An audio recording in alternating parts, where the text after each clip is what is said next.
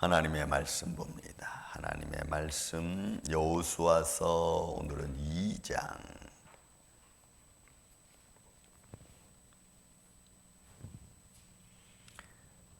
2장 우리 1절부터 7절까지 있는 말씀을 교독하겠습니다. 눈의 아들 여호수아가 시딤에서 두 사람을 정탐꾼으로 보내며 이르되 가서 그 땅과 여리고를 엿보라 하매 그들이 가서 라합이라 하는 기생의 집에 들어가 거기서 유숙하더니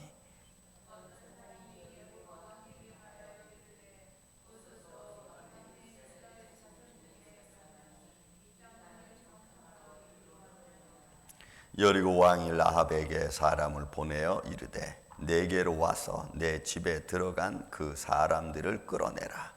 그들은 이 온 땅을 정탐하러 왔느니라.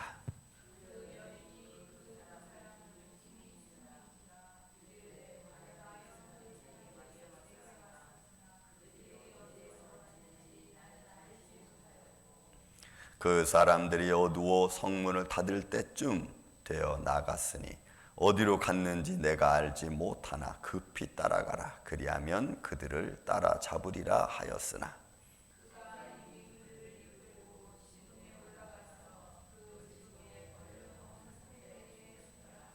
그 사람들은 요단 나루터까지 그들을 쫓아갔고 그들을 뒤쫓는 자들이 나가자 곧 성문을 닫았더라.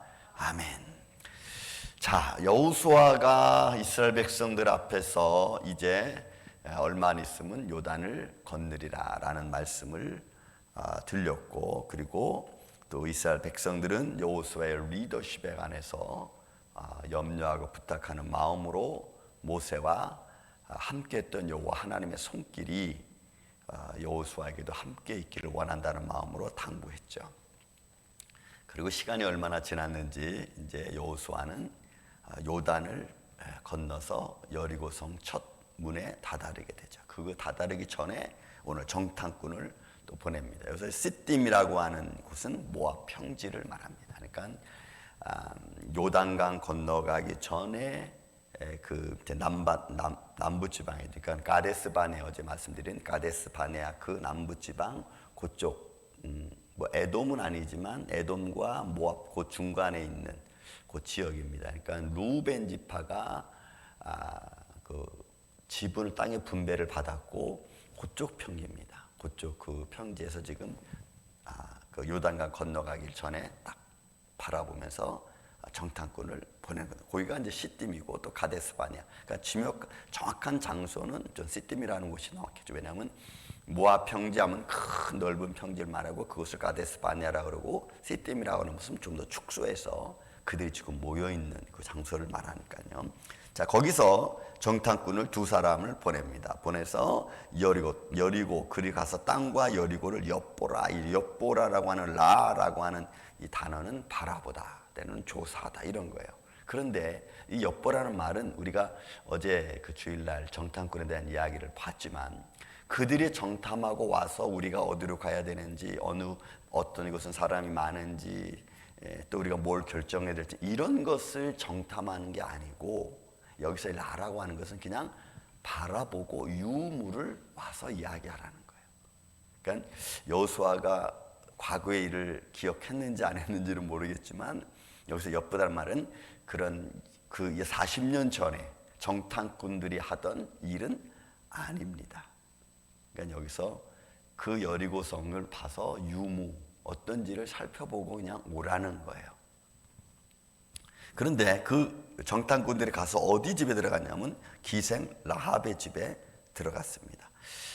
거기서 유숙했다라고 하는 이 샤카브라고 하는 단어는, 유숙했다는 샤카브는 원래는 성적 행위를 이야기하는 겁니다. 그래서 들어 눕다라고 하는 성행위 쪽에서 말하는 거예요. 그러니까 여기서 이 정탐꾼들이 가서 이 라합의 집에 들어가서는 유숙했다는 말을 성경에서는 샤카브라는 말을 써서 거기 하면 며칠을 유했던 것 같습니다. 그래서 나중에는 이 라합이 예수님 족보에 올라오잖아요. 그래서 마태복음 1장 5절에 보면은 살몬이 라합을 통하여 누구를 낳고 이렇게 나왔잖아요. 그래서 이게 그 당시에 그러면 그 정탐꾼 중에 한 사람이 살몬이 아니었냐 이렇게 이제 역추적으로 해서 바라보기도 합니다. 어쨌든 거기서 유숙을 했어요. 그러니까 며칠을 거기에 있으면서 상황을 좀 봤겠죠.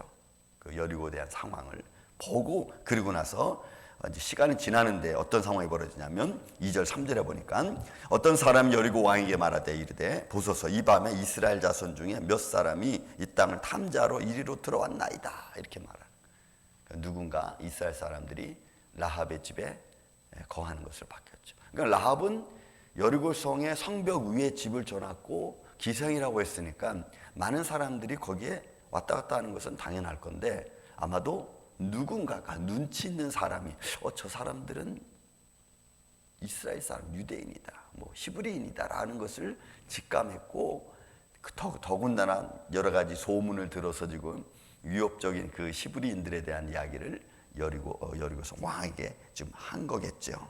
그리고 3절에 보니까 여리고 왕이 라합에게 사람을 보냈습니다. 그러니까 기생 라합의 집에 기거한다는 것을 누군가 얘기했고 바로 군사들이 바로 온 거예요.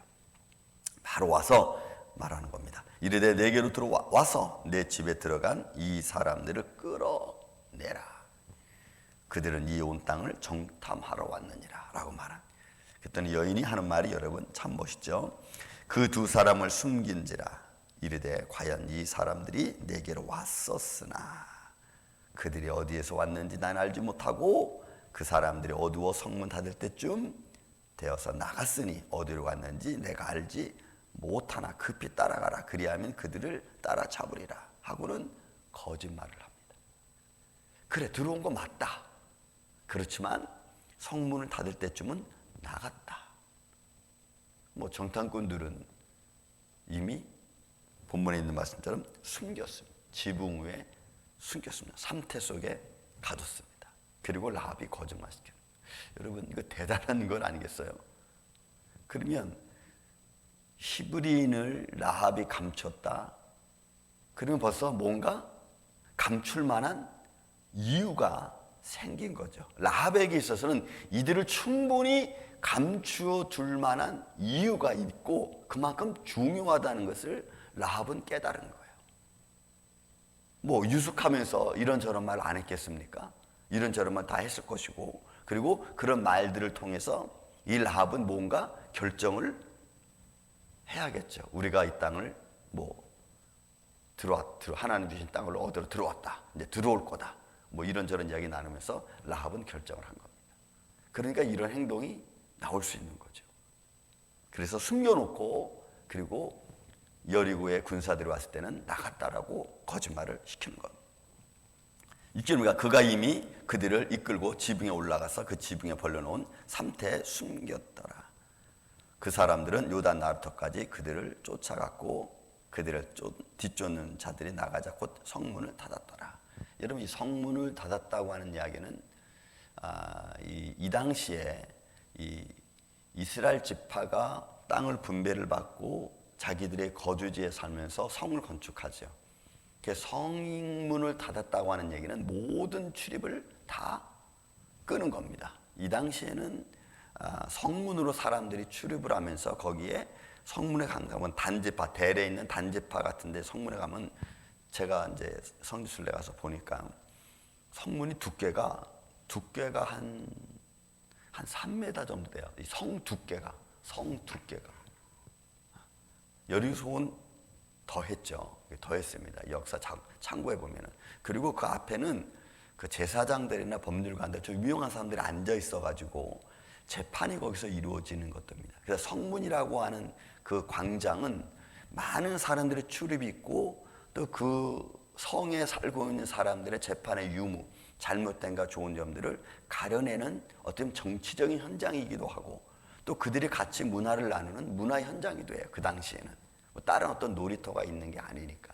그래서 성문을 닫았다는 것은 이 성에 대한 모든 출입과 모든 그 일을 스탑했다고 하는 의미를 가지고 있는 겁니다. 그러니까 지금 여리고는 히브리인들이 들어왔다는 말을 듣고 그들은 지금 긴장하고 있는 거죠. 긴장하고 있는 거예요. 그리고는 그 그 히브리 들어와서 라합과 이야기하면서 라합은 그들의 말을 여러분 자기가 살고 있는 성보다도 더 중요하게 생각을 하고 결정을 내렸다는 거예요.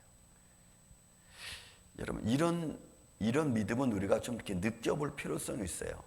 왜냐하면 그 정도로 긴장되어져 있는 곳이 지금 여리고라고 하는 지역입니다. 여리고성입니다. 그렇게 긴장되어진 곳에서 라합이라고 하는 여인은 선택을 하나님 쪽으로, 히브리인 쪽으로 하는 거죠. 내가 사느냐 죽느냐, 아니면 내가 지금 어떤 결정을 내리느냐. 이런 것들이 우리 일상생활에서도 너무나 많죠. 여러분 다시 말씀드리지만 히브리인이 지금 라합의 집에 들어와서 유숙합니다. 유숙을 하면서 라합과 이야기를 많이 나눴을 겁니다. 그런 이야기를 나누면서 이 라합이 여리고성 왕한테 가서 이야기하지 않고, 아니면 히브리인들을 잡아서 때로는 죽일 환경으로 몰아넣지 않고 그들의 말을 그대로 받아들이고 그것을 오히려 믿고 자기가 살고 있는 삶의 터전을 버리는 결정을 지금 라합은 하는 겁니다. 이 결정이. 그러니까 이게 얼마나 지금 긴장되고 무섭고 떨리는 마음이겠어요. 더군다나 이런 상황을 지금 이제 알려줬고 군인들이 들어와서 라합에게 이야기합니다. 야, 너 안에 들어왔던 히브리인 내놔. 어디로 갔어 지금? 어떻게 보면 위협적인 모습이기도 하겠죠. 그런데 거기에 대해서 딱 반대하는 의견을 단대하게 이 여인 라합이 이야기하는 거예요. 그러니 여러분 그 순간순간에 일어나고 있는 환경과 분위기가 얼마나 요즘 말로 살벌하겠습니까? 저희 어머니가 팔팍에 있을 때 우리가 포리 하베스트 하우드 지역에 우리가 살고 있을 때 어린 아이들을 이제 우리 교회에서 이제 우리 사라 엄마가 좀 봤습니다. 근데 집에 좀 데리고 오고도 그랬어요. 뭐 어린 아이들이니까 막 뛰고 그러겠죠. 근데 그 밑에 지하에서 사는 사람이 경찰에 신고를 했어. 경찰에 신고를 해가지고 저는 이제 교회에 있어서 몰랐는데 경찰이 구두도 안 벗고 신발 안 벗잖아요. 그리고 바닥이 마룻바닥 아닙니까? 구두 신고 등치 막 산만한 애들이 두세 명이 들어가지고 막 두벅두벅 걸어다니면서 막 애들이 어디냐 찾는 그런 모습을 보고 수목사님이 겁에 질리셔가지고 놀래가지고 그냥 가슴이 철렁. 여러분 그런 거예요. 분위기가 여러분 경찰이 들어와서 신발도 안 벗고 구두발에다 뚜벅뚜벅 막 산만한 등치 많은 사람들이 막 걸어다닐 때 그 얼마나 위협감이 느끼겠어요. 여러분 이 라합도 마찬가지입니다. 여리고 군인들이 딱 들어와가지고 창문 열고 막 찾지 않았겠어요. 그냥 문 앞에서만 야 히브리인 들어왔으니까 내놔 이러고 그냥 갔겠어요. 집안을 좀 뒤졌을 거 아닙니까? 이렇게 막. 근데도 너 나갔다. 들어왔었지만 나갔다. 그러니 빨리 따라가면은 잡을 수 있을지 모른다 하니까 이 군인들이 불이 나게 따라간 거 아니겠어요? 우리가 뭔가 결정을 한다고 하는 것은, 믿음의 결정을 내린다는 것은 여러분 용기가 필요합니다. 그때마다 반드시 무언가 내가 결정할 때는 좋은 것과 나쁜 것이 있을 거야. 나한테 손해나는 것도 있을 것이고 나한테 유익이 되는 것도 있을 겁니다. 무언가 내가 결정을 한다고 할 때에, 그럴 때 우리는 정말 내가 이것이 믿음의 결정이고 하나님을 영화롭게 하는 것인가, 하나님을 기쁘게 하시는 것인가, 이것이 모든 것을 유익하게 하는 것인가를 먼저 생각하는 게 여러분 중요하죠. 교회도 그렇고 내 생활 속에서도 그렇고, 그리고 하나님의 손길을 믿는 믿음의 마음이 내 안에 굳게 있어야만이, 그럴 때 우리는 결정의 유무를 따라서 우리가 딱 할 수 있는 담대함과 용기가 생기는 겁니다. 그렇지 않으면 우리는 그런 하나님의 어떤 영광이나 어떤 교제의 좋은 점이나 이런 거 생각하지 않고 그냥 내 상황에 따라만 내가 막 결정해 버리면 어떤 것들은 나한테 큰 해가 될 수도 있습니다. 여러분, 우리가 오늘 이 말씀을 통해서 이 라합이 말하고 또 분위기에 따라서 용기를 잃어버리지 않고 그것을 잘 다스려서 또 하나님의 영광, 결국은 그것이 자기 생명 살리는 데까지 가는 거 아니겠어요? 저는 그런 믿음의 결정들을 여러분들이 잘 그리스도 안에서 믿음 안에서 내릴 수 있기를 저는 주님의 이름으로 축원을 드립니다. 그런 믿음의 지혜가 지금 이 시대는 우리가 필요하고, 그런 지혜를 따라서 우리의 삶에 하나님의 큰 열매가 항상 맺어질 수 있는 이 아침에 저와 여러분 되시기를 주의 이름으로 축원을 드립니다. 사랑과 은혜가 많으신 아버지 하나님,